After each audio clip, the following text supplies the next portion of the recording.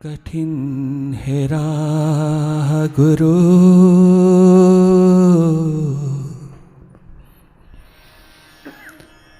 थोड़ी कठिन है राह तेरी,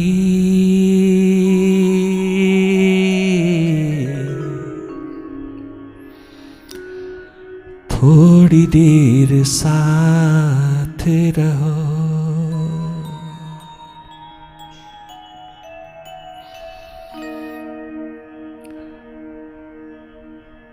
कठिन है, कभी अपनी ओर से, कभी घर वालों की ओर से,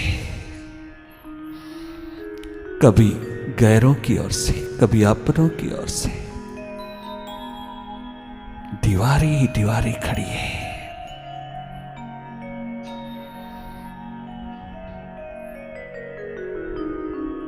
तेरे प्रेम के आलम में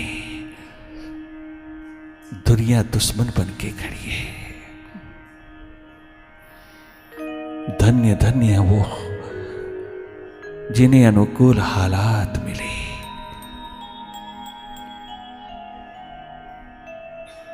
परंतु वो तो और भी धन्य है जिन्हें प्रतिकूल हालात मिले।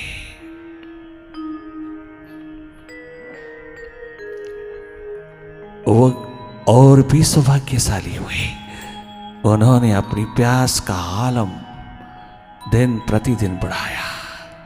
उनकी विल पावर में कमी ना आई, उनकी प्यास में कमी ना आई। प्रतिकूलता ने प्रतिभा को जन्म दिया। प्यास दिन प्रतिदिन बढ़ती ही चली गई, विरह आगन जलती ही चली गई। परिणाम स्वरूप में स्वयं परमात्मा उनके द्वार पर पहुंचा। प्रहलाद के द्वार पर स्वयं विराट पहुंचा। प्रतिकूलता में पुकार जब उठती है तो दर्द विरह बन जाता है। ज्वालामुखी बनकर के, वोल्केनो बनकर के फटता है, रोम रोम अग्नय हो जाता है। उसकी पुकार की प्यास आकाशवत होकर के गूंजती है। आज के बाद ये मत कहना कि पति साथ नहीं देता, पत्नी साथ नहीं देती। आज के बाद मत कहना बच्चे साथ नहीं देते, बच्चे अड़चन है। आज के बाद ये मत कहना कि मां बाप साथ नहीं देता, मां बाप रास्ता नहीं छोड़ता। आज के बाद ये मत कहना भाई बहन बंधु मित्र दोस्त संसारी तमाम ठेकेदार रिश्तेदारी रास्ता रोकते, ऐसा मत कहना। ऐसी प्रतिकूलता में मालिक तेरी प्रतिभा को जगाने को आतुर बैठा है। गर तो उन हालातों को स्वीकार करके अपना शिखर बनाए, हिमालयास की तरह अपनी प्यास का, अपनी दर्द दीवानगी का, और ये स्वीकार करे कि उस मालिक ने मुझे यहीं रख करके, गर मेरी प्रतिभा को, मेरे अस्तित्व को जगाना है तो मैं यहां रह करके एक एक श्वास, एक एक कदम उस पर कुर्बान कर दूंगा। मैं उसके बिना जीऊंगा नहीं, खाऊंगा नहीं, पीऊंगा नहीं। मैं उसके बिना एक पल भी चैन नहीं लूंगा। ये दर्द दीवान की रात की नींद को काट के रख दे।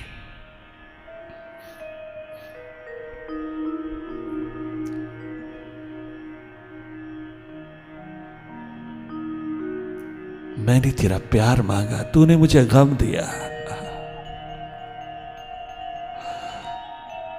क्या ये कम इनायत है तेरी? क्या ये कम कृपा है तेरी? क्या ये कम करुणा है तेरी? शायद मुझे तो साफ सुथरा करने के लिए, मेरे जन्मों जन्मों के पाप धोने के लिए, मेरे जन्मों जन्मों के जाल जंजाल काटने के लिए, मेरे जन्मों जन्मों की कैद काटने के लिए, मेरे जन्मों जन्मों के तमाम कर्मों की, क्या शुभ क्या शुभ, सब कर्मों के जाल काटने के लिए ऐसा कर रहा है। इतनी कृपा है। तूने नजर तो उतारी, कम से कम भले गम ही दिए। इसका मतलब तूने अपना समझाना, अपनों को ही तो गम दिए जाता है, गैरों को कौन दे सकता है? अपनों को दिए जाते हैं, अपनों को सूली पे चढ़ाया जाता है, अपनों को जहर के प्याले दिए जाते हैं सरे बाजार, अपनों के अंग काट काट करके।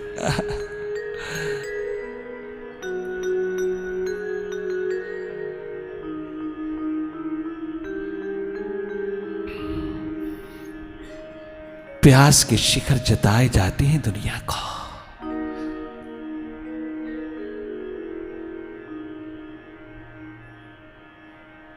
और कई बार तो मुस्कुरा करके, हंसते हंसते, शिकवा नहीं मजाक करते हैं दीवाने। ओ मालिक, ओ प्रभु, तूने अपने अदना तमाशे के लिए हमको सूली पे चढ़ाया, तूने दुनिया को दिशा देने के लिए हमें माध्यम बनाया। तेरा बहुत बहुत धन्यवाद।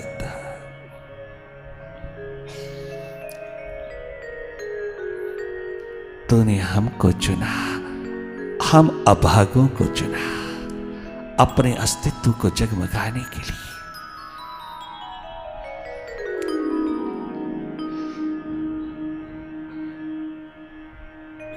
क्या ये कम इनायत है तेरी, जिनको तो शीघ्र अतिशीघ्र अपना जलवा दिखाना चाहता है, शीघ्र अतिशीघ्र जिनके लिए तू इतना तन्मय होकर के रहता है, इतना तरसता तड़पता रहता है वो मालिक, उन्हीं को गम नसीब होते हैं। और गम महासागर बनकर के छलकते हैं तेरे विरह में, उसके विरह को, उसके प्यास को बढ़ावा देने के लिए आते हैं। वो जानता है कैसे चोट लगाना है, कैसे चकनाचूर करना है इसके अहंकार को, अभिमान को, ईगो को, इसके अस्मिता के अंधेरों को कैसे विदा करना है, कैसे तीर चलाना है, वो तो वो जानता है तीरंदाज। कितना सुंदर कहता है, प्रतिकूलता के हालात में, प्रतिकूलता के अंधेरों में, प्रतिकूलता के गमों की, प्रतिकूलता के हालात में क्या गजब की प्यास भरी पुकार उठाते हैं। कठिन है राह तेरी,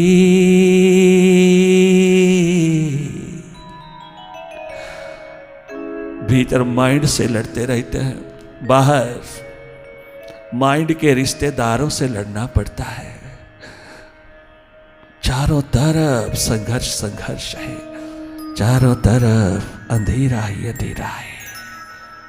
थोड़ा कठिन लगता है तेरी और चलना। थोड़ा मेडिटेशन में घर में बैठे तो घर वाले नाराज हो जाते हैं, मेडिटेशन मास्टर के पास जाए तो घर वाले नाराज हो जाते, उनको मुश्किल पड़ जाती है कहीं वही का रह जाए। वो इग्नोर होते हैं ना, वो नहीं चाहते इग्नोरिंग स्टेट, किंतु उनके कल्याण के लिए हो रहा है ना। वो नहीं जानते अपना कल्याण, बस वो तो फॉर्मेलिटी सेक, केवल औपचारिकता निभाने के लिए, भयवश लालचवश पूजा पाठ हवन यश सिमरन जाप थोड़ा बहुत करके प्रभु को टाटा कहते हैं। हो लिया प्रभु का नाम भजन, हो लिया बस कीर्तन करवा लिया घर में, हो गया। फॉर्मेलिटी सेक, या यूं कहिए भयवश लालचवश थोड़ा भजन कर लिया और बदले में मांग लिया, भोग मांग लिया, दुनिया के तमाम भोग मांग लिए।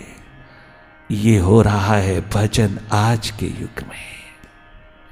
महाराज इतने सालों से हम करते हैं पूजा पाठ हवन यश सिमरन जाप, इतना करते दिन रात करते हैं, फिर ये शांति क्यों ना आई मेरे मन में, फिर ये माइंड क्यों इतना भटकाता है? क्योंकि माइंड के भटकाव को दूर करने के लिए नहीं किया, बल्कि माइंड को और अधिक संसारी बनाने के लिए किया। माइंड को और अधिक संसार पहुंचाने के लिए दिया। अपने भीतर एनालिसिस करें, हम सब एनालाइज करें किसके लिए किया। हमने कभी विश्लेषण नहीं किया कि हम प्रभु का भजन, प्रभु की भक्ति, प्रभु का प्रेम किसके लिए कर रहा है। सेल्फ इंप्रूवमेंट के लिए कर रहा है या संसार पाने के लिए कर रहा है, या माइंड की तमाम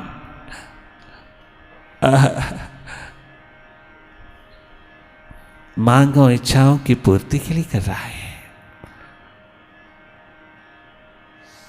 इसकी कामना तो आज तक न किसी की पूरी हुई, ना हो रही है, ना होगी, न कभी हुई, ना हो रही है, न कभी होगी। इच्छाएं, कामनाएं, वासनाएं आज तक ये याति की पूरी नहीं हुई, 1000 वर्ष जीने वाली की पूरी नहीं हुई, और किसकी होगी।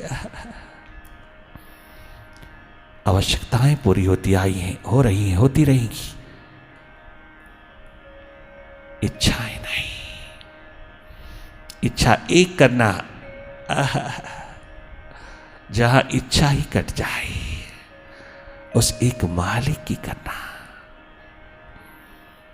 जिसमें तनिक मात्र टेंशन नहीं रहेगी, स्ट्रेस नहीं पड़ेगा। एम्बिशन तुझको गुलाम नहीं बना पाएगी, जहां हार्ट अटैक नहीं होगी।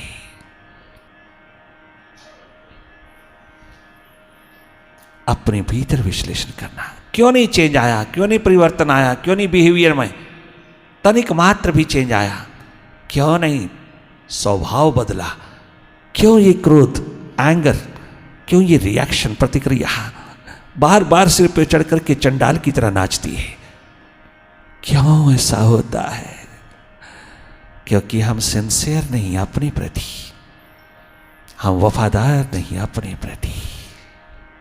हम तो माइंड के गुलाम हैं, माइंड के प्रति वफादार हैं। हम तो अपने मालिक के सिपाही नहीं, हम तो माइंड के सिपाही बनकर के घूम रहा है।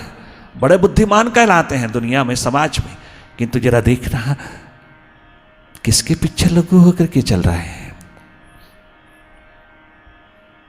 भीतर की अपने ही भीतर की अपनी ही मालकियत हमारे हाथ में नहीं, और बाहर की दुनिया भर के मालिक बने हैं। हम दुनिया भर के मालिक बने हैं। ये मालकियत जब किसी के हाथ नहीं लगती, उस मालकियत के लिए इतना क्यों अपना आप कुर्बान कर रहे हो? इतना क्यों? किसके लिए? प्रभु प्यास की दीवानगी में डूबे हुओं को देखना, कैसे जीवन संवरते हैं उनके, और कैसे एक एग्जाम्पल बनते हैं दुनिया भर के लिए।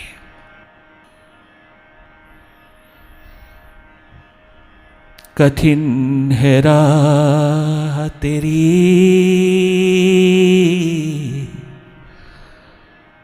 थोड़ी देर साथ रहो, थोड़ा कठिन है राह तेरी,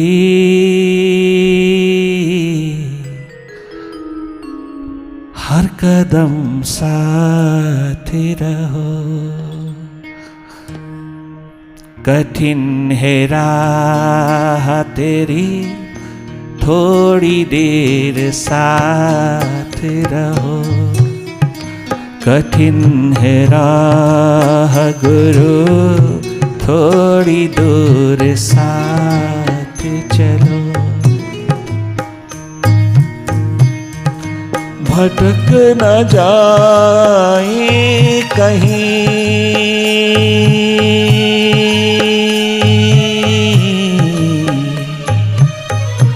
थोड़ी दूर साथ चलो। कठिन है राह गुरु, थोड़ा भीतर की राह, बिगनिंग में, प्रारंभ में। कठिन है राह तेरी, थोड़ी देर साथ रहो। कठिन है राह तेरी, थोड़ी देर साथ। वो तो साथ रहने को तैयार है, तत्पर है, पर तू ही भाग खड़ा होता।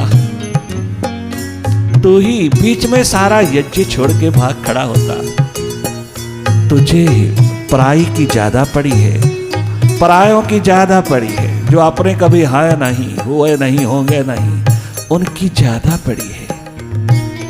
अपनी प्यास के प्रति बहुत कम पड़ी है। अपने प्रति, अपने कल्याण की,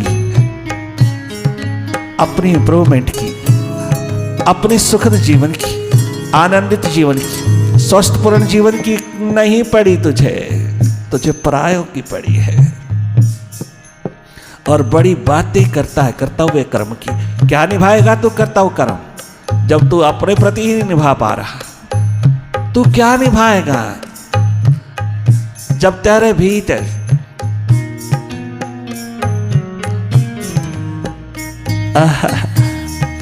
एक्सपेक्टेशन के अंधेरे छाए हुए हैं, जब तेरे भीतर इतनी काली माह है, इतना अंधेरा छाया है, अस्मिता का, अहंकार का, स्वार्थ का, आसक्ति का, पकड़ का, एक्सपेक्टेशन ही एक्सपेक्टेशन जहां वर्क कर रही है, जहां अपना तंबू लगाए हुआ है, अहंकार अभिमान ने जहां पर तेरे को दबोच रखा है। अरे इस नेगेटिविटीज का गुलाम होने वाला इंसान कहां करता हुआ कर्म निभाएगा? कोई ऐसा कर्म नहीं निभा सकेगा जिसके पीछे तेरी एक्सपेक्टेशन ना हो। और वो कर्म कर्म नहीं जिसके पीछे एक्सपेक्टेशन है, वो स्वार्थ है, वो आसक्ति है, वो नरक है, डेथ है, मृत्यु है, जीती जागती। वो तो तेरे साथ साथ चलता है। अगर तू ही ना चले, तू ही पीठ दे दे, तू ही भाग खड़ा हो, वो भी क्या करे? वो भी तो तेरी स्वतंत्रता को तनिक मात्र भी अंकुश नहीं लगाना चाहता। वो कहते हैं तेरी मर्जी। वो तो करुणाजनक है। ये चॉइस, ये चुनाव तेरा अधिकार है, हक है, इंसान। तू भाग खड़ा हो तो तेरी मर्जी, और तू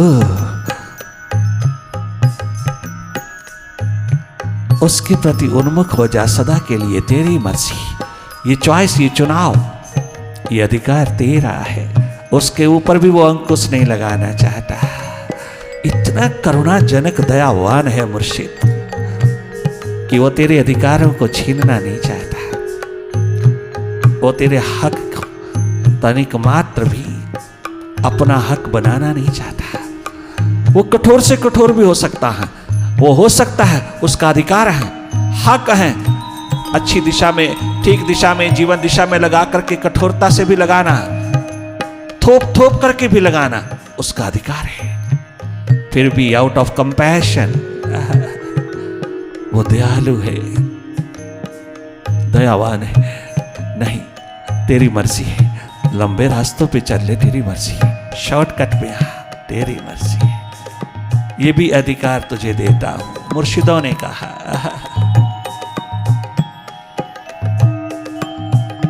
वो पकड़ पकड़ के थोप थोप करके भी लगाने का अधिकार रखते हैं, क्योंकि अच्छी दिशा में लगाना अत्यंत कल्याणकारी है उसके लिए। वो नहीं जानत, वो ड्यू टू इग्नोरेंस, अज्ञानवश वो नहीं जानत, उसे प्यास नहीं, उसे दिशा का पता नहीं, वो दिशा को मालूम भी नहीं करना चाहता। वो अपने आप में राजी, वो पशुवत जीवन जीता हुआ जाना चाहता। किंतु किसी ने कृपा करुणा बरसाई, रहमत बरसाई उसको पशु से पुरुष बनाने की, तो वो कठोरता कुम्हार वाली, एक हाथ भीतर दूसरे हाथ से पीटता, कुम्हार वाला एक्शन शुरू करता है। वहां वो पीटता भी है, वो पुचकारता भी है, वो पीटता भी है, वो हाथ भी रखता, वो संभालता भी है। क्या गजब का मुर्शिद है।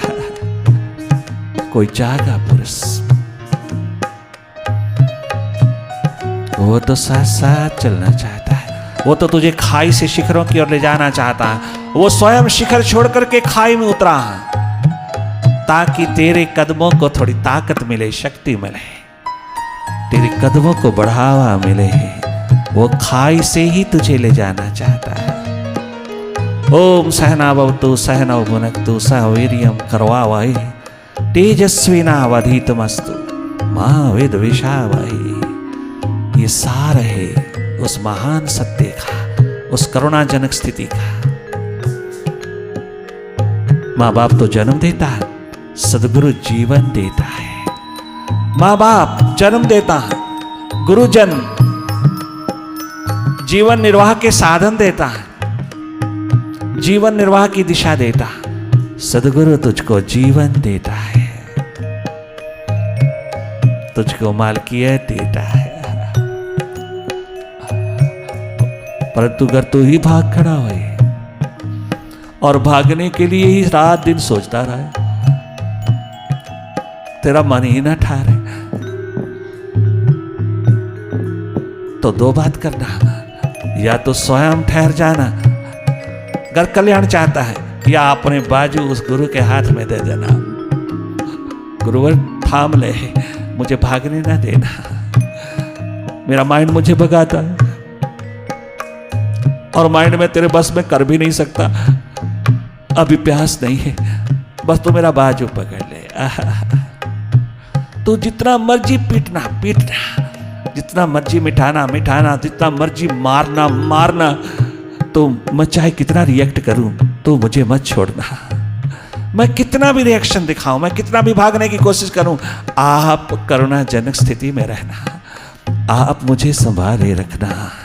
चाहे मैं गाली भी दे दूं, आप निंदा भी कर दूं, आपका अपमान भी कर दूं, चाहे मैं कितना अपमानित करूं आपको, मेरी एक प्यास है, मेरा बाजू न छोड़ना और मुझे बार बार माफ करते रहना।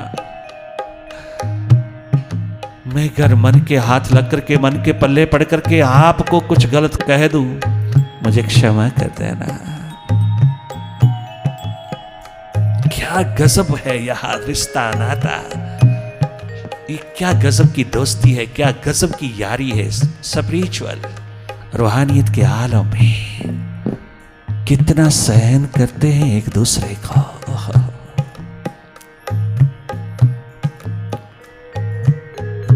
बिच्छू का स्वभाव है काटना, उस भले पुरुष का स्वभाव है उसको बचाना। बार बार बिच्छू काटता है, बार बार फकीर कहता है तो खून पे खून निकाल मेरा मेरी हथेली का, किंतु मैं भी अपना स्वभाव नहीं छोड़ूंगा। तू अपना स्वभाव ना छोड़ कर, तेरे जैसा जीव जंतु, छोटा सा जंतु अपना स्वभाव नहीं छोड़ता। मैं इंसान होकर के अपना स्वभाव छोड़ दूं और फिर फकीर होकर के चप्पत भी लगा दे, सरे बाजार अपमानित कर दे, दुनिया भर के संकट खड़े कर दे, दुनिया भर के क्राइसिस खड़े कर दे, झूठ पे झूठ लाद दे, अपने अहंकार अभिमान हेतु अपने आप को जस्टिफाई करने के लिए हर गली बाजार में बदनाम करते, अपमानित करते। वह हंसता हंसता देखता है प्रभु की लीला को, वो पुनः पुनः पकड़ता है, वह पुनः पुनः उभारने में लगा है। वो अपना स्वभाव क्यों छोड़ेगा? ये जन्मों जन्मों का नाता है।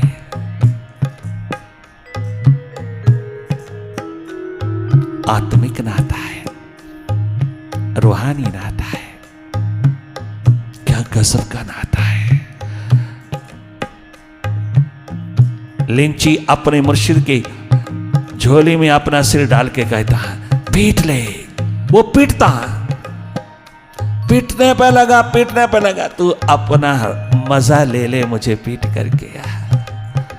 मैंने ये सिर तेरी झोली में सजदे के रूप में दे दिया। अब चाहे इसे पिटाई कर, चाहे इसको पुचकार, तेरा है ना। अब मेरा काहे का है, मैं शिकवा क्यों करूं, मैं शिकायत क्यों करूं? मेरा नहीं है, अब दे रहा है।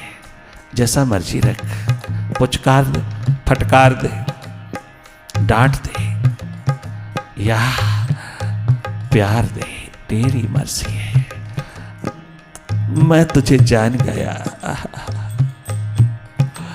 मेरी नजरों ने तुझे पहचान लिया, मेरी प्यास ने, मेरे प्यास के मापदंड ने, मेरे प्यास के तराजू ने, मेरे प्यास के थर्मामीटर ने, मेरी प्यास है थर्मामीटर, मेरा प्यास, मेरा मापदंड, मेरी प्यास। प्यास पहचानती है क्या सच है क्या झूठ, कौन रियल कौन फेक, कौन सच्चा कौन झूठा। प्यास एकमात्र तराजू है दीवानों का।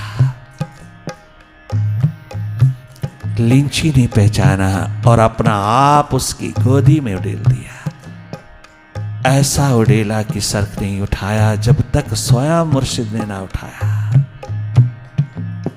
नहीं उठाया। अब तू जो मर्जी कर ले, जितना मर्जी बचा ले अपने आप को, जितना मर्जी छिपा ले, जितना मर्जी अपने आप को बचा ले। ओ बाबा, अब मैं तेरे दर से नहीं जाने वाला, अब मैं तेरी गोदी छोड़ने वाला नहीं।